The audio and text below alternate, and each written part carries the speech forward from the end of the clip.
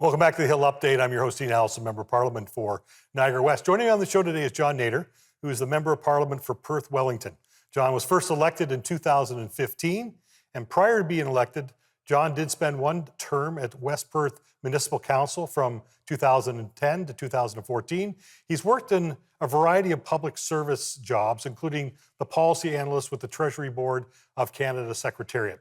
In John's spare time, he was also lecturing at King's University College in London. John earned a master's degree in public administration from the Queen's University.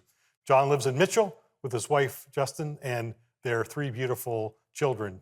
John, welcome to the show. Hi, Dean. Thanks for having me.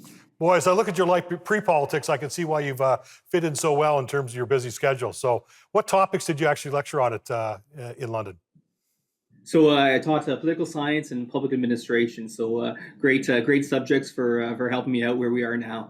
Yeah, that's good. So listen, I get calls all the time saying, listen, we want to defeat this government. I want to call the Governor General. I think there's a lot of misconceptions about the way we had a non-confidence vote. We'll talk about in a second.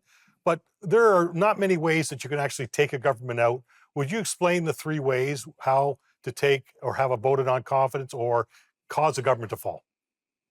Yeah, absolutely. So, I mean, first and foremost, the simplest way, I guess, is what happened this week, and that's a vote of non-confidence. So that was a very clear, direct motion that said the House has no confidence in the Prime Minister and the government. So that's a clean, crisp vote of non-confidence that the opposition can lay on the table, can introduce whenever we have an opposition day. So we get about 7 or 8 opposition days per session.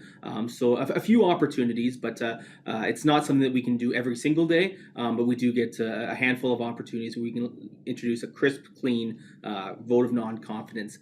The second way is anything that has a spending element, so a financial bill. And so whenever the government introduces a budget, that would be considered a confidence vote. If the government loses a vote on a budget bill or on a budget implementation act, anything related to budgetary policy, that's also would trigger an election because it shows that there's no confidence in the government. And then, of course, the third way is an easy way if you're the government, and that's just to call an election. So the Prime Minister can stroll over to Rideau Hall if he so chooses and ask the Governor General to dissolve Parliament and trigger an election. That venue seems less likely in the current state of affairs, but the Prime Minister always has that in his back pocket. If he so chooses, he can take that walk and ask that the government be dissolved, the Parliament be dissolved, then we go into election. But the first two are more likely a strict vote of non-confidence that the opposition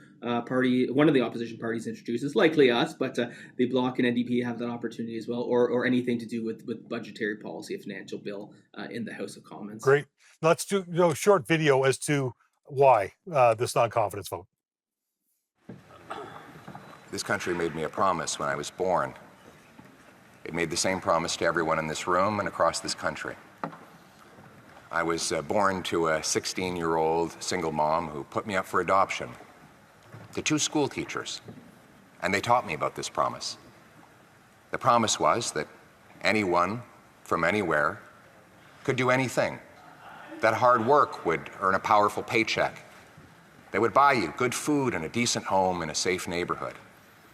It's that promise that brought my wife's family here as refugees from Venezuela. 6 people in a 2-bedroom basement, working-class Montreal apartment.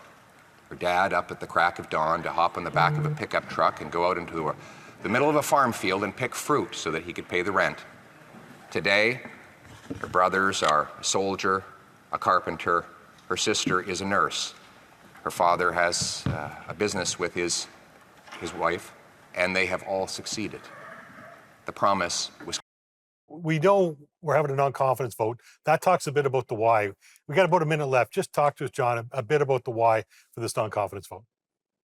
Well, absolutely. I mean, what Pierre talked about in that clip is really what we all hear in our families, in our communities, across the country. Folks, aren't doing as well as they should be. We're seeing costs rising.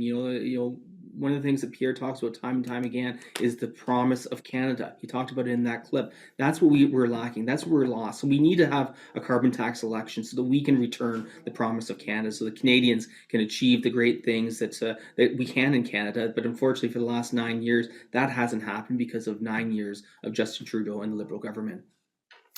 Okay, when we come back, I think we'll do is we're going to talk a bit more about some of the news that actually happened this week. There's the New York condo story, the CTV story. When we come back from break, let's jump into those.